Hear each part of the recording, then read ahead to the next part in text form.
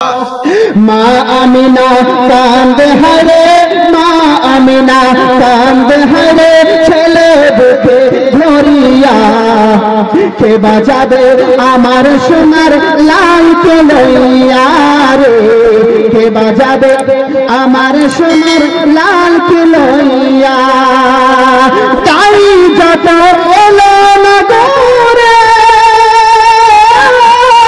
শিশু মুস্তাফাকে ধরে আদর করে, বলে আমার ফিরিয়ে দিল গরিব এতিম বলিয়া।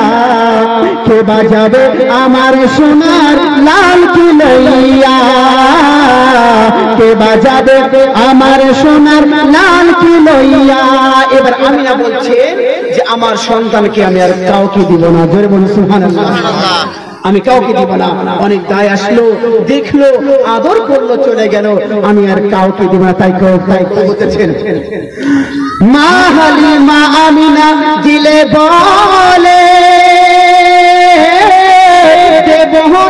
দেব না কাউকে। জোরে বলুন সুবহানাল্লাহ। মা আমিনা দিল বলে দেব না কাউকে। মা আমিনা দিলে বলে দেখিব প্রাণ ভরিয়া।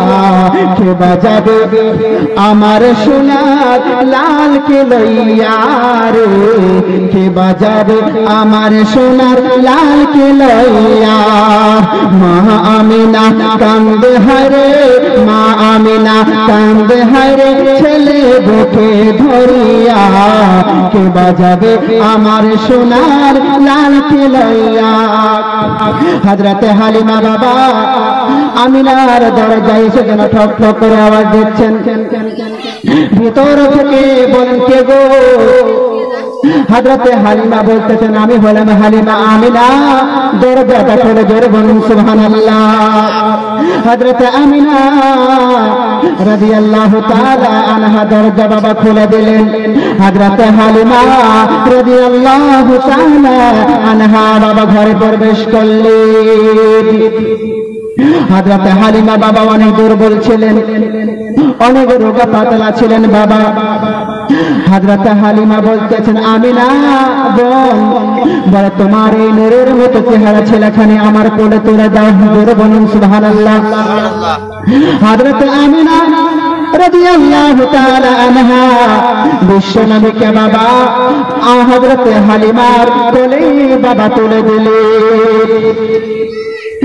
ও বেরাদার, এখানে একটা মজার কথা বাবা, আমার বিশ্ব নবীকে যত দায়রা দেখতে এসেছিল, আমার বিশ্ব নবী কারো দিকে চোখ খুলে তাকাননি। জোরে বলুন সুবহানাল্লাহ।